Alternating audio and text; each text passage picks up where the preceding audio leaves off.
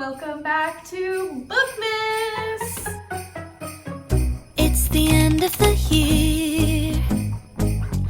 Everywhere on TV, couples and Christmas How do we like trees. my crew neck? It says Silly Goose on the Loose. I bought this actually for Connor as a Christmas gift last year. Anyways, let's ignore that. Let's just get right into it. Hello everyone, welcome back. My name is Katie. If you are new here and you did not know, now you do. Welcome back to Bookmas, you guys. I'm so excited. And in today's video, I'm gonna be doing something a little different. First of all, I'm standing up because I still don't have a desk chair. And also, this is the only decoration I have in this office. A different office video will be coming soon. I don't really remember if this is gonna be uploaded first or if that one, so we'll find out. But you already saw the title of today's video, so you already know what we're doing. For today's Bookmas episode, we are going to be doing books that I think should be turned into movies or TV shows. Not by the people that are doing It Ends With Us by Colleen Hoover. That looks like garbage, which hurts because I love Justin Baldoni and I love Blake Lively. So I'm really hoping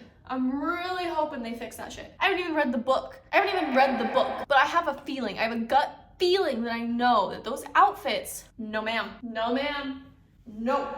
So let's just get right into it, shall we? So most of these are physical books. I will also go over some like Kindle books I read, but for now, let's start with these. The first one on my list is On the Subject of Unmentionable Things by Julia Walton. This was actually my first read of 2023. It's the very first book I read in 2023. I want to say I rated it like, I want to say 4 stars, which considering it was my first book of the year, it was really good. It's about this girl in a small town that's kind of conservative, and she's not like a sex addict or anything, but she's just really fascinated by like sex and sexual education and like queer education. And so what she does is she starts this anonymous blog where she answers people's questions about sex because, you know, conservative community can't really ask those questions in a conservative community, like being gay and all this stuff. So she starts this anonymous blog, and a politician who's running for like mayor or something finds it and is like, we need to take this shit down. But she's a smart cookie and she's like, no. So I actually really enjoyed this book. Even looking back on it now, I remember more of the plot than I think I have for a lot of books, even if I rated them 5 stars. Plots just seem to escape my head really fast. But this one really stuck with me because I, as someone who thinks that sexual education is extremely important, it really does pain me to see that it's not being taught. And I do believe that this book was fact-checked, and I do believe they also got, I thought I read somewhere that they had like an actual sexual education like professor or something, like check the facts. I could be wrong. I could be so wrong. I could be like talking out my butt right now. I could be so wrong. But I don't know, I think that this would be a really good movie to like make. It would be funny, it would be nerve-wracking, it would be educational. Overall, I just thoroughly enjoyed this book. Like, I think it would be a good movie. You could even show this to, I feel like, people who have questions and necessarily don't want to ask their parents, or they don't want to like Google like, what does this mean? I think that this does answer quite a few questions. It talks about consent, it talks about sexual orientation, it talks about sex, and even just, I think it talks about like sexual health. But yeah, so this is the first book that I think we should make into a movie, because I think it'd be a very educational movie, and it's a really good book. So you should read this. You really should read this. So the next book that we have is The Grace Year by Kim Liggett? I don't really know, I'm so sorry. If I pronounce any names wrong, please forgive me. The Grace Year. This, I had like a 2-year-long reading slump. When I graduated high school, I had been working full-time, I had been in school, I was with a toxic ex-boyfriend, and so I kind of lost my love of reading a little bit. I just got really sucked into just anything else and bad habits, and like, so this book was recommended to me by an old friend, and I was not expecting it to pull me back into reading the way that it did, and it was so good. And even looking back on it now, if there are problems, if there is stuff that's like, this is stupid, it's still a very high read for me, and I still think I'll keep it at 5 stars because it not only was adventurous, it had sad moments, it had annoying moments that made me want to scream, it had moments that made me giggle a little and had me kick my little feeties. It pulled me out of a 2-year-long reading slump, and any book that can do that gets 5 stars. So this one is about this girl, I want to say her name's, is it Tabitha? Tyranny. I don't know why. Her name's Tyranny. It's been a while since I've read this. Her name's Tyranny. I don't know why I thought it was Tabitha. Anyways, so this is kind of in like a dystopian, I want to say Hunger Games-esque type of like time in life. And in this story, they are in this like little town or whatever. And every girl, when she's like, I want to say 15, 16, has to do this thing called the grace year, which she has to go away into the forest for a year because the men and even the women in this book think that puberty and like periods and stuff are magical powers. So they go to this random fucking like wooded area and they have to do what they can to get rid of their magical powers. And they're supposed to have gotten rid of them when they come back a year later. They're just supposed to live in the freaking forest. And there's like these like rogues or whatever. I don't really remember what they're called, but they're not part of the community. So the community, like the girls that get walked to this like random wooded area, they have their community, like a road, and then the wooded area that's surrounded by a fence that's supposed to keep them safe. But this follows Tyranny, and she's like, something's not adding up. And when they're there in the grace year, there's people dying, there's injuries, there's riots.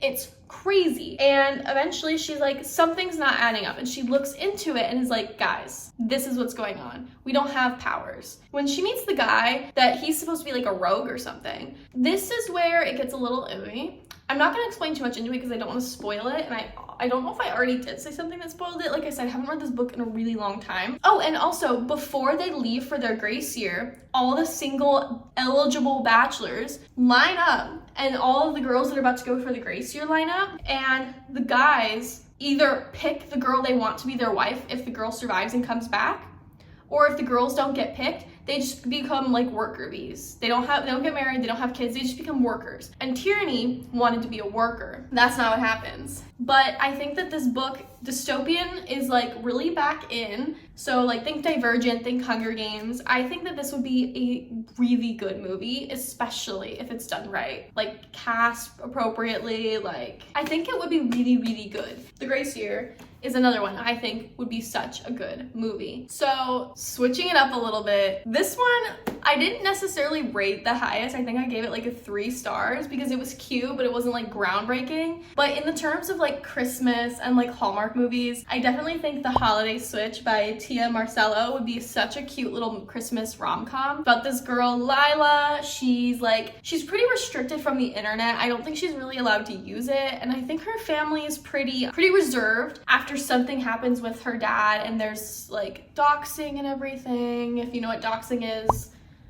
If you don't know what doxing is, here's the definition. But it follows Lila. She works at this cutie little Christmas bookshop, which sold immediately. And she has this bookish blog where she writes about books she read, what she likes about them, basically what I'm doing here. And she does it anonymously. We have another anonymous blog book basically. But when she meets her boss's nephew Teddy and they accidentally switch phones, she learns more about him than she meant to, and he learns more about her. And then they start doing their like little thing, and then it kind of blows up, but then it's good again. So it is a small cutie little book, but I even feel like with the small amount of pages the author used, she did a really good job of putting as much in here as she could, but not making it feel super rushed. I wouldn't say it's like a blockbuster movie or anything, but I think this would be a super cute little Hallmark movie. And I do want to throw out there that the main characters are people of color. As you can see by the cover, they are people of color. So if you're gonna cast this, keep them that way. But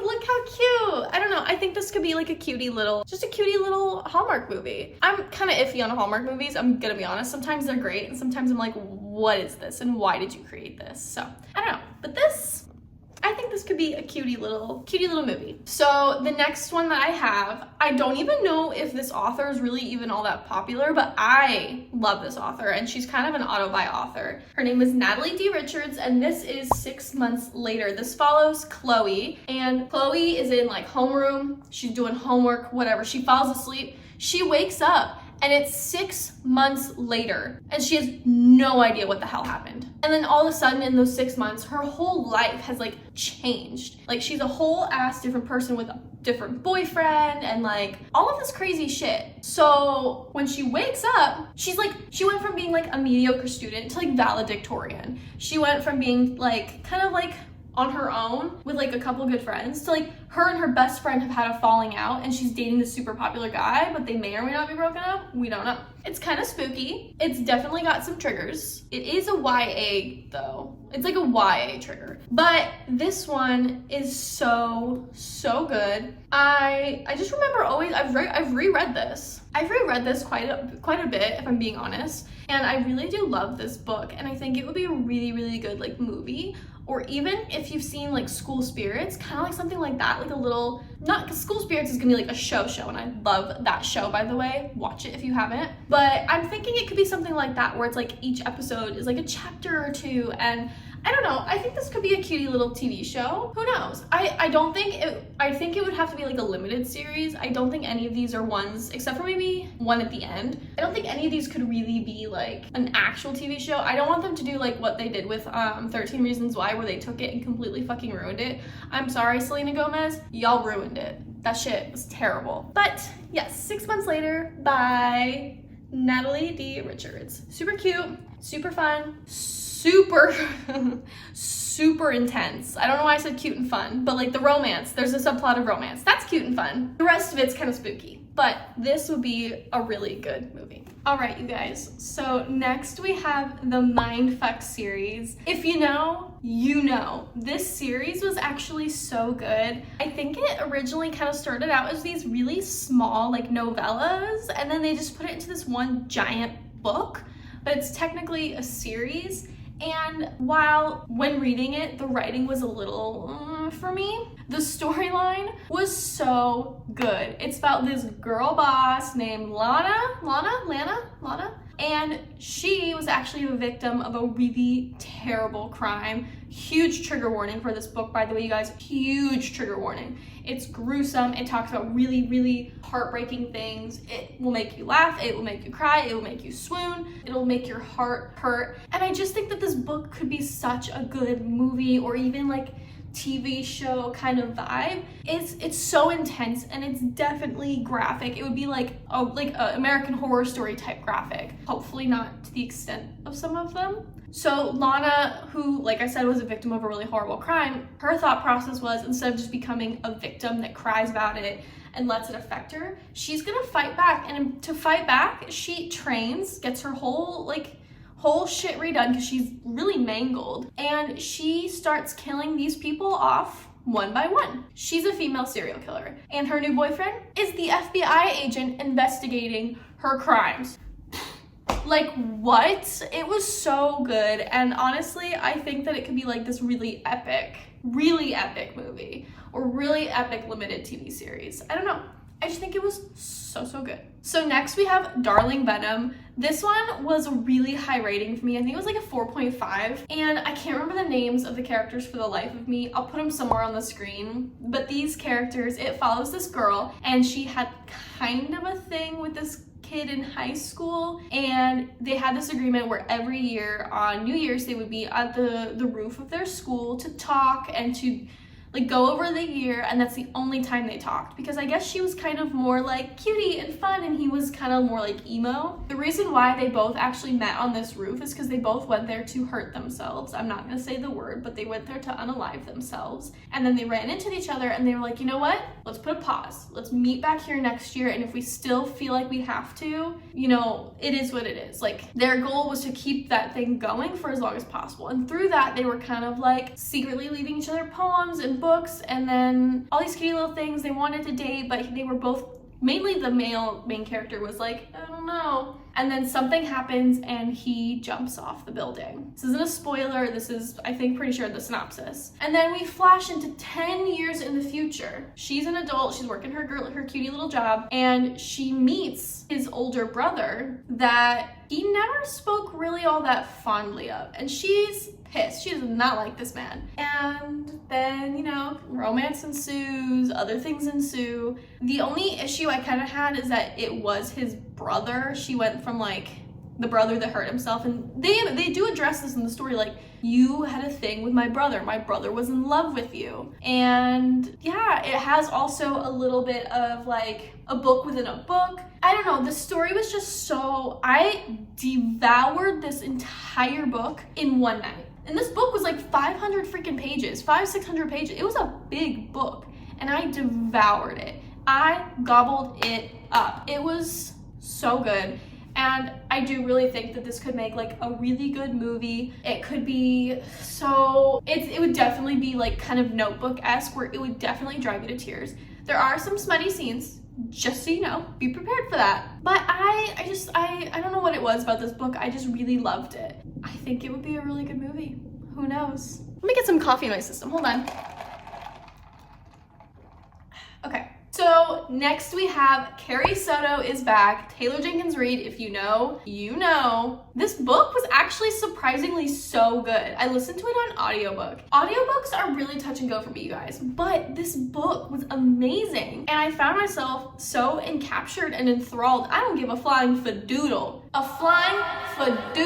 about tennis. But for some reason, I was sitting on the edge of my seat listening to these tennis matches. Who's gonna win? Who's gonna lose? It was about Carrie Soto. She's like 35, and she had retired from tennis because she hurt her knee. And you know, tennis players, I guess they retire pretty young. But then she's at the risk of losing one of her like ultimate titles for like, I think most Grand Slams or something. And so she's like, I'm coming out of retirement. Let's do this ish. And it follows her journey trying to get back her title, trying to re-beat her world record with her dad at her side. And he's so cute. And this book had like a teeny subplot of romance, and it was cute.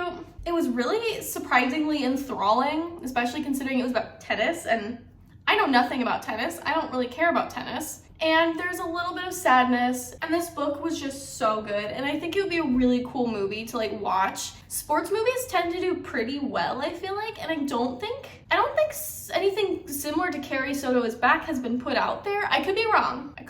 I don't watch sports romances or sports movies or anything like that. I watch like the Adam Sandler ones, like Waterboy. That's it. Obviously, you can tell by Carrie Soto's name. She is a woman of color. Do not. All right, I'm talking to you casting directors, okay? If you make any of these books into movies and you don't respect the ethnicities, we're done.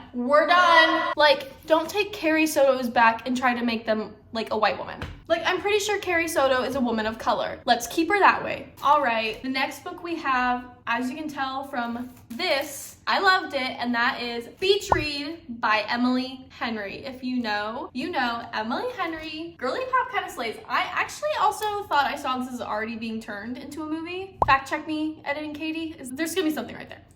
This one is about Augustus, and I believe her name is January. Oh, and they're both authors, and they had like this kind of like one-sided feud in college, and he's super successful in his field, and she writes little like romance novels, and she's like, I'm bored of this, I want to do something else. But her like person, or her publisher, I think, is like, no, girly pop, you have to stick with the romances. That's what's gonna sell. So she's in a writing slump, he's in a writing slump, and you know what? They make a bet. She'll help him practice all these romantic things, and they are gonna write a book in each other's perspective genres. She's gonna write a book in his genre, and he's gonna write a book in her genre to see which one sells better, and whoever has the book that sells better wins. And of course, they start falling in love. This book is so good. I mean, I laughed. I like, the orange is for laughing.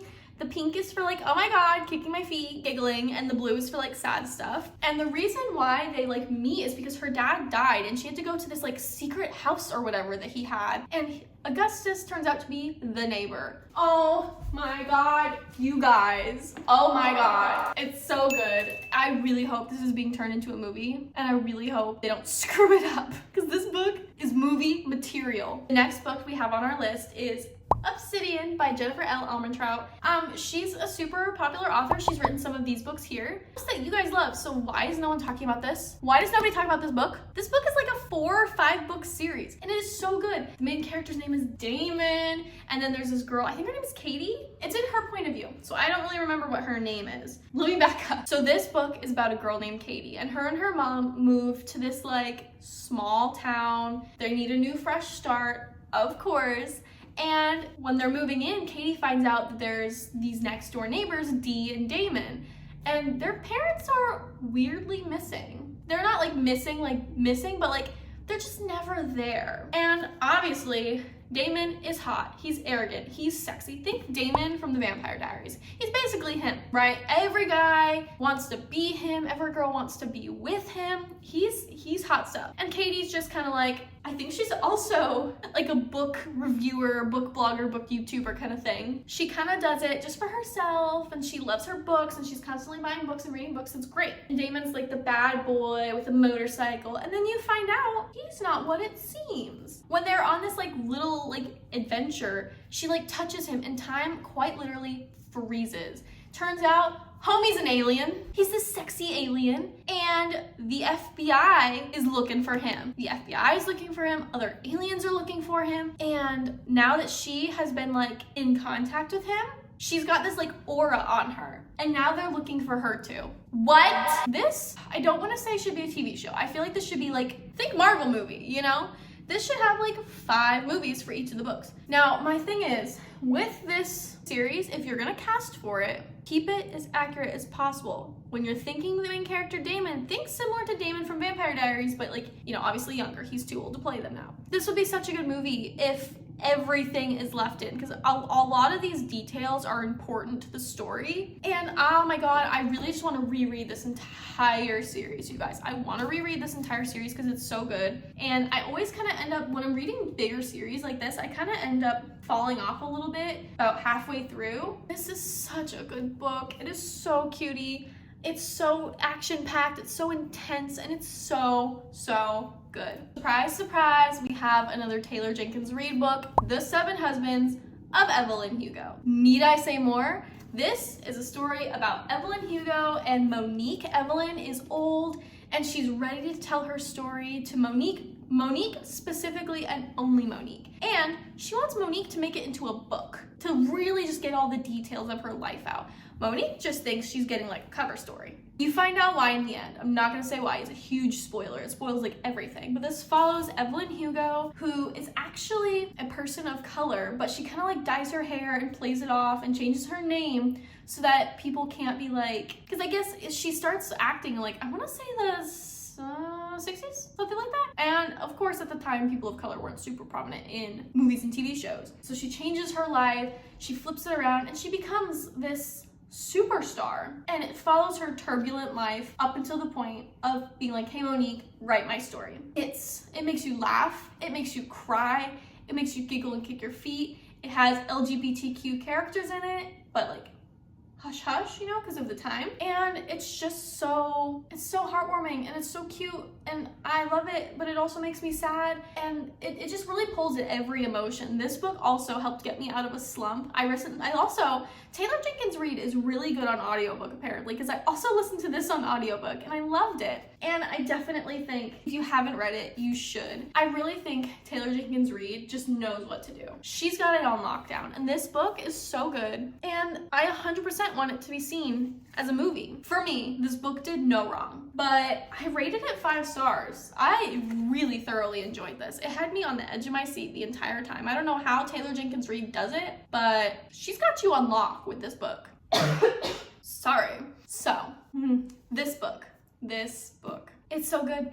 It's so good. This is probably one of my favorite books of the entire year. I kid you not. This book, so good. So just made me laugh. It made me cry. It made me giggle, kick my feet, go, oh my gosh, what? It made me angry. It made me, oh my God, every emotion you can feel, I felt during this book. And obviously, it's, you know, obviously not every book I love, people are gonna love, but this is also a book I will not accept any criticism on. Like, I understand your thought process, I'm just going to ignore it. Archer's Voice by Mia Sheridan. Mia Sheridan, girl, you did you write this with me in mind? I'm serious, like, because this book devoured, so good. I mean, I annotated it because I couldn't not. Like, some of these lines are just so sad, they're so like thought-provoking. They're so deep. Like this line I highlighted, the sadness was suffocating, claustrophobic. I needed to escape. What? Are you kidding me? This book follows Bree and Archer. Bree moves to a small town, I think temporarily, for like a temporary escape. But then she meets sweet, silent Archer Hale. And she's intrigued. She's like, why does this man not talk? So she goes to she's hanging around town. She's asking about him. And they're all like, oh, he had this accident with his uncle when he was a kid. He can't talk anymore. Or he just doesn't. We don't know. He's kind of the town recluse. And it follows their romance. You also find out something about his uncle that's it changes the story a little bit. And this book is just, it's so good. I swear, Hollywood, I swear to God, Hollywood, if you make this into a movie and you ruin it, I am going to riot. I'm going to scream, cry, and throw up because I'm not going to be happy because this book, it would hurt to see anything about this book being ruined. I just opened it to a sex scene. Anyways. And poor Archer, this man is not versed well in the ways of like sex and romantic parts of a relationship. He's a recluse and I want more of him. Somebody make this into a movie, but please don't ruin it because I'll cry. All right, you guys, this is the last book that we're gonna talk about. This is by Natasha Preston. As you guys know, she's one of my auto-buy authors and I love her. She's so good. And that is The Cabin. This is my first Natasha Preston book I ever read. I devoured this when I was in high school in one night, in a singular night. I started it at I don't know, I want to say 6, 7 p.m. and I ended it at 2 a.m. So it's a fast read too. But this is about a group of friends. They go to a cabin and they're partying. And then somebody in a house that's locked and has no signs of breaking and entering, somebody dies. And all of the survivors are suspects. And it's just so good. The whole time you're reading, you think you know who it is, and then you maybe don't, and then you maybe do, and then the ending is a plot twist. However, trigger warning, cliff ending. She leaves all of her books on this annoying cliff ending. Cliff ending? What? Cliffhanger. Anyways, cliffhanger warning. She leaves all of her books on this incredible cliffhanger, and then she doesn't write a second one. None of her books have a second book. So you basically have to interpret what happens next. I don't like that part as much. This cliffhanger was so infuriating, but I do think it'll be a really, really good thriller horror kind of vibe. So I know I said that book was last, but I have an honorable mention. I started planning this video for Bookmas before I saw this announcement. So months ago,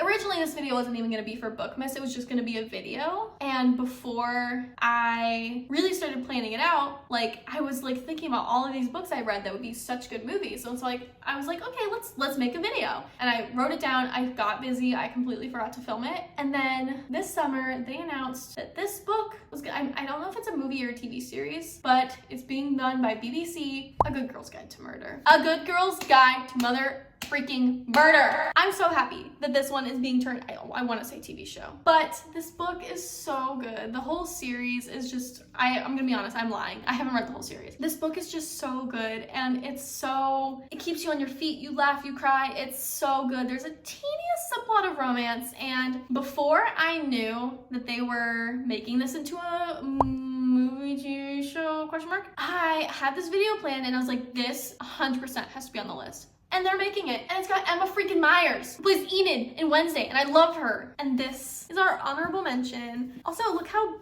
What